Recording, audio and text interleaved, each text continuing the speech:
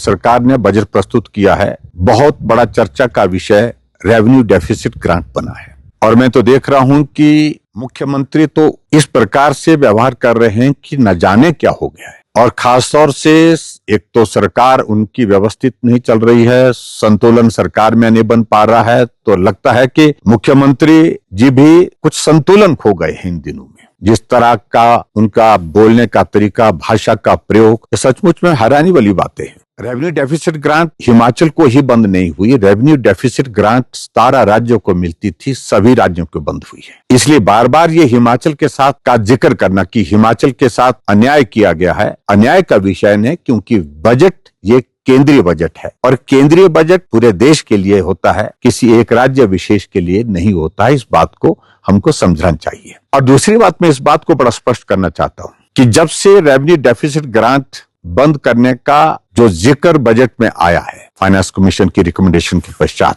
उसके पश्चात हिमाचल प्रदेश में अधिकारियों ने जो एक प्रेजेंटेशन की, और मैं विशेष तौर से कहना चाहूंगा जिस प्रेजेंटेशन के लिए मुझे भी मुख्यमंत्री जी कह रहे थे बुलाया था, लेकिन मुख्यमंत्री जी कब आपने हमको पत्र भेजा।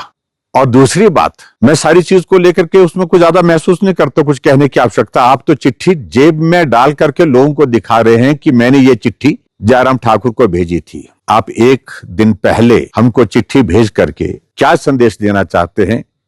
आपने हमसे बात की होती तो मैं अपना कारण बता सकता था, लेकिन आपने उचित नहीं समझा बात करना, क्योंकि संवादहीनता हमारे ही साथ नहीं है, आपके अपने मंत्रियों के साथ भी है, आपके विधायकों के साथ भी है, अपनी पार्टी के आपके नेताओं के साथ भी, क्योंकि आपको पूछने की आदत, किसी के साथ चर्चा करने की आदत नहीं है। खैर, मैं उस सारी चीज को लेकर के कहना नहीं चाहता बहुत ज्यादा, लेकिन मुख्यमंत्री जी, आप रेवेन्यू डेफिसिट ग्रांट के बारे में जो बातें कह रहे हैं, मैं बड़ा स्पष्ट करना चाहता हूं कि 16वें वित्त आयोग में रेवेन्यू डेफिसिट ग्रांट बंद करने का ऐलान अभी किया, लेकिन तैयारी 15th फाइनेंस कमीशन ही नहीं, 12वें वित्त आयोग के बाद बार बार फाइनेंस कमीशन इसी बात को कह रहा है कि रेवेन्यू डेफिसिट ग्रांट को आप अधिकार के रूप में नहीं ले सकते।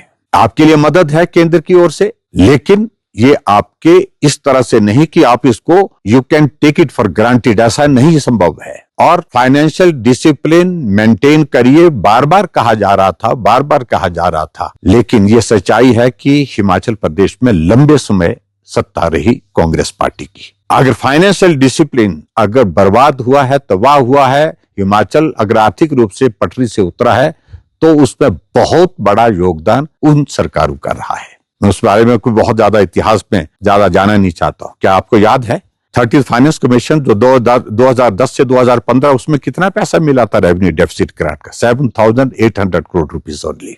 14th फाइनेंस कमीशन में जब देश में यशस्वी प्रधानमंत्री नरेंद्र मोदी जी सत्ता संभाले, तो उसके पश्चात उन्होंने हिमाचल प्रदेश को हाईएस्ट रेवेन्यू डेफिसिट ग्रांट दी 40,000 करोड़ की, 40,000 करोड़ की। और उस वक्त किसकी सरकार थी? आगे बढ़कर के 15th फाइनेंस कमीशन की बात, जो 2020 से 2025 के लिए, उस वक्त revenue deficit grant Himachal Pradesh को मिलने के लिए भी आनाकानी कर रहा था। फाइनेंस कमीशन कह रहा था कि संभव नहीं है, लेकिन हमने कहा कोविड का दौर है, इस वक्त पूरी दुनिया की, देश की, प्रदेश की इकोनॉमी बहुत बुरी तरह से प्रभावित हुई, इसलिए बहुत जरूरी है कि मिलनी चाहिए।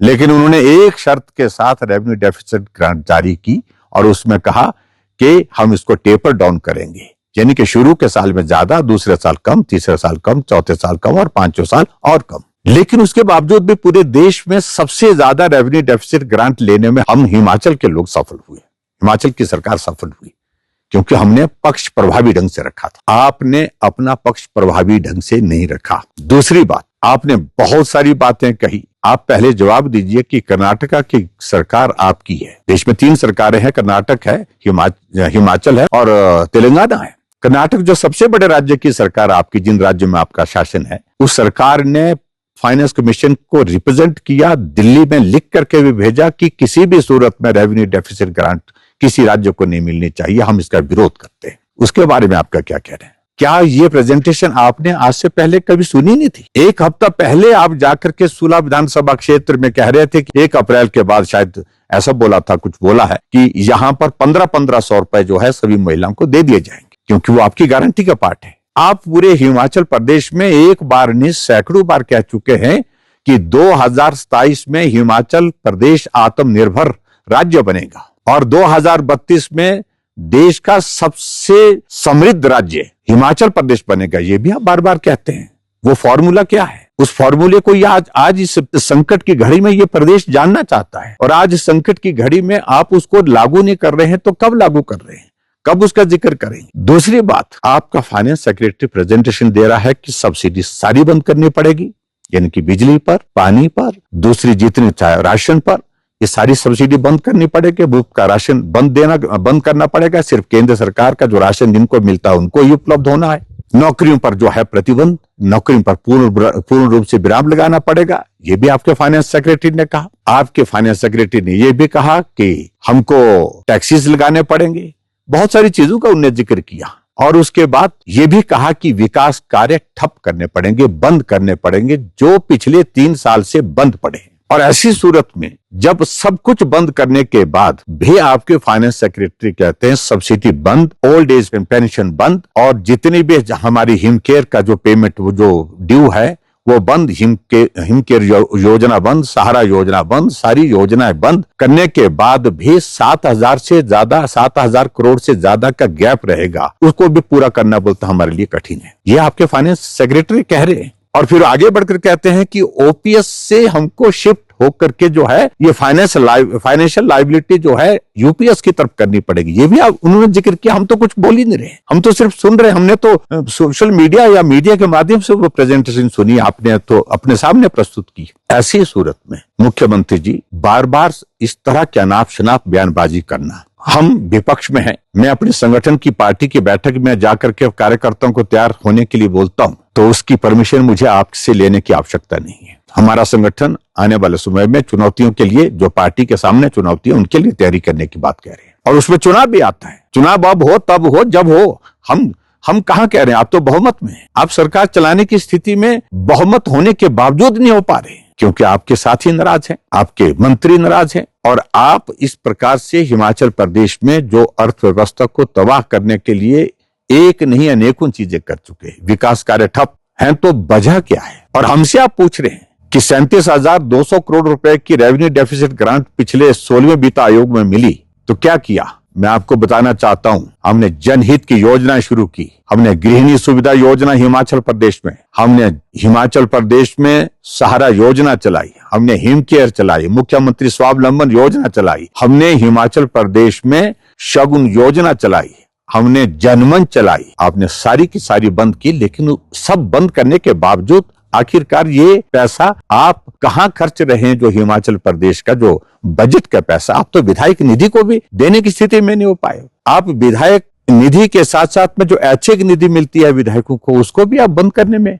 लगे हुए हैं। ऐसी सूरत में मैं आपको ये कहना चाहता हूं कि 5 साल हिमाचल प्रदेश में अगर हमको केंद्र से पैसा मिला है, रेवेन्यू डेफिसिट ग्रांट की है, एक एक पैसा हिमाचल प्रदेश के विकास के लिए लगा है। 4,700 किलोमीटर सड़क हाईएस्ट एवर आज तक के इतिहास में हिमाचल प्रदेश में बनी है, तो पिछले 5 साल के कार्यकाल में बनी है। और इसके अलावा हिमाचल प्रदेश में हर घर में नल और नल में शुद्ध जल, इसमें सबसे ज्यादा जल जीवन मिशन के अंतर्गत और उसके साथ हमारे जल शक्ति डिपार्टमेंट ने जिस प्रकार से काम किया, हाईएस्ट अमाउंट अगर खर्च किया है पिछले 5 साल में खर्च हुआ है।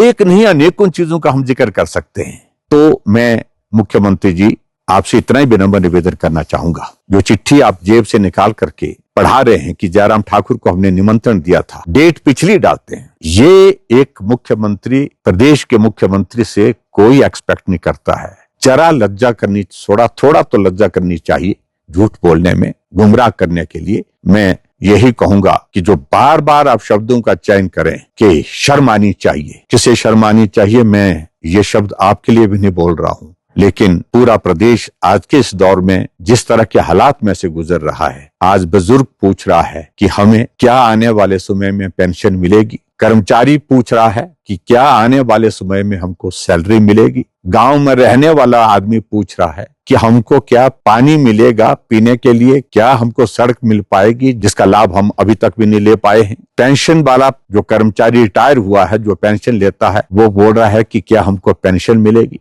तो ऐसी स्थिति आपने जो पैदा की है हिमाचल प्रदेश के लिए, इसके लिए मेहरबानी करके इसके लिए आप ना तो केंद्र सरकार को दोषी ठहराइए और ना ही प्रदेश की पूर्व सरकारों को दोषी ठहराइए। इसलिए तथ्य पर बोलिए, जो हकीकत है, सच्चाई है, उसको लोगों के सामने रखने की कोशिश करिए। इस तरह से गुमराह करके आप प्रदेश की जनता से जो झूठ बोल करके अपना जो है वो बचाव करने की कोशिश कर रहे हैं और दूसरे के सिर पर ठीकरा फोड़ने की कोशिश कर रहे हैं, ये स्वीकार्य नहीं है। आप जिम्मेवारी से मुक्त नहीं हो सकते हैं। योद्धा आप ही नहीं है, बहुत सारे हैं। गलतफहमी में मत रहिए। और मैं ये भी कहना चाह रहा हूं कि कोई भी आदमी, संघर्ष की अपनी अपनी कहानी होती है, आपकी कहानी अलग होगी, लेकिन हम भी संघर्ष करके यहां पर पहुंचे हैं और इसलिए किसी को अगर आप सम्मान नहीं दे सकते हैं, अपमान भी मत करिए। ये मैं मुख्यमंत्री जी को कहना चाहता हूं। बहुत बहुत धन्यवाद।